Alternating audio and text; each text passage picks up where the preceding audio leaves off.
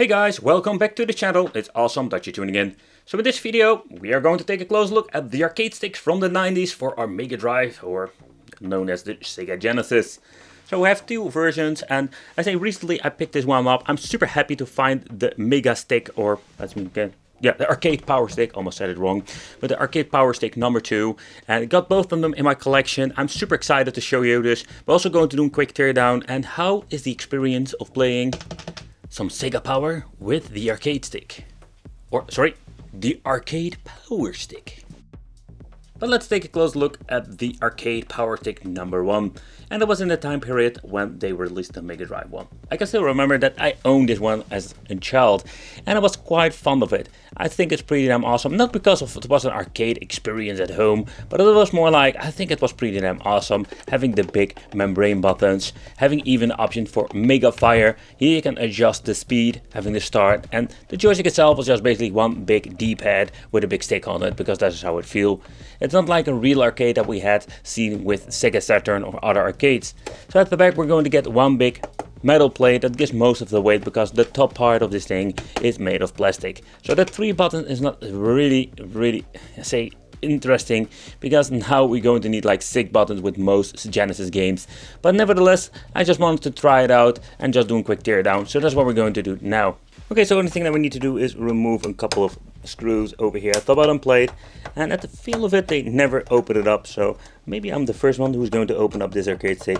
I'll just do a quick peek in the inside, because I think it's always quite interesting to see what and how they made it back in the day. Okay, so let's take a close look in the inside. It was quite interesting here at the bottom plate. You can see even a support or metal support for the joystick part over here, and yeah, there's nothing much in it, because it's basically like freaking a controller, only oversized. So here we're going to get the PCB. This PCB is specially made for the membrane button underneath, or the joystick. And then we're going to get here one big PCB, and the other one is like for the buttons, like the membrane buttons, and some special, let's say, technology for having the turbo functionalities of the joystick. So in the end, we're not going to get really a lot of parts inside, but it's just fun to check it out anyway. Alright guys, so let's start with, of course, a great beat 'em up, Final Fight CD. So we're going to pull out the 3 buttons for this one, simply because we don't need any buttons more than that.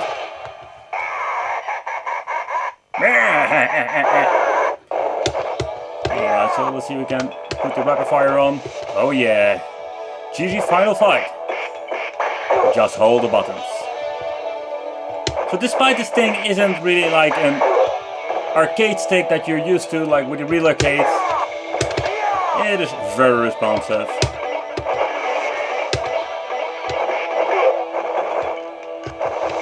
Come on boy, Turbo Fist. I almost wanted to say turbo fisting, but that sounds so wrong in many ways, you know. But you get the point. Woohoo! Keep knocking on the door, baby! Ba ba ba ba ba! Keep knocking on the door! Okay guys, so let's take a close look at the Sega Arcade Power Stick 2. And I was super happy to find this in a thrift shop, because I wanted to have this for a very long time in my collection. And the main reason is of course the 6-button layout. I play a lot of games on my Sega that benefit of this situation or this layout. So what you're going to get in the end is like the same stuff with the previous one. For example, we're going to get the same membrane joystick. But there are some differences, and I'm not talking about the Mega Fire speed over here. No, this is exactly the same. We do get the Mo button, we're going to get the same start, then we're going to get the option to have a 3 and 6 option over here, so that's quite interesting. Then we're going to get here some extra, this is more like an extra feature that we can turn on and off. Something we also have with the other one, but of course the 6-button layout you need to do, changing with all of the layout. But it's quite interesting stick, and the features are like freaking awesome for back today. So opening it up will be the same thing, but let's take a close look at the bottom, because man, this thing doesn't look that great like the previous one. Okay, so let's see how the situation is in here. Normally we can just open it up fairly easy, but it's a little bit stucky over here. And the reason why, because it has been made totally differently, like some as you can hear in my voice, I'm quite surprised. Didn't open it up, and we're going to clean this up because it's quite filthy. But here you can see like there is nothing to see. And the reason why is because they did a completely re-engineering of this arcade stick. With the previous one you could see like 2 separate PCBs, but now we're going to get one gigantic one. So what we're going to need to do is remove a couple of screws more. You can even see like the cable is in here, is stuck with this piece of plastic. Quite interesting construction, and you can see even with different sticks we're going to get different pieces of technology. It's quite interesting if you ask me. But let's open up this first.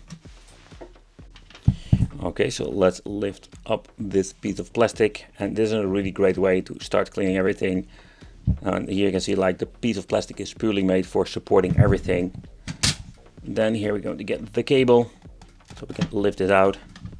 There's freaking another Parker over here that holds the PCB in place. I just want to do a full teardown with this one, so just leave this Parker in here. And now we can lift up the PCB. And here you can see this is what we're going to get in the other side. So it's basically the same technology with the main brain buttons on the normal controllers. Here we're going to get a separate piece for the 4 buttons, but everything's very filthy, so it's a very good, it's a very great way to basically start cleaning everything. Here you can see the joystick itself. Everything is very filthy. So what we're going to do, we're going to get myself a Q-tip with some pure alcohol, and we're going to clean this thing all up and going to put it back together. Okay, so let's give it a new attempt.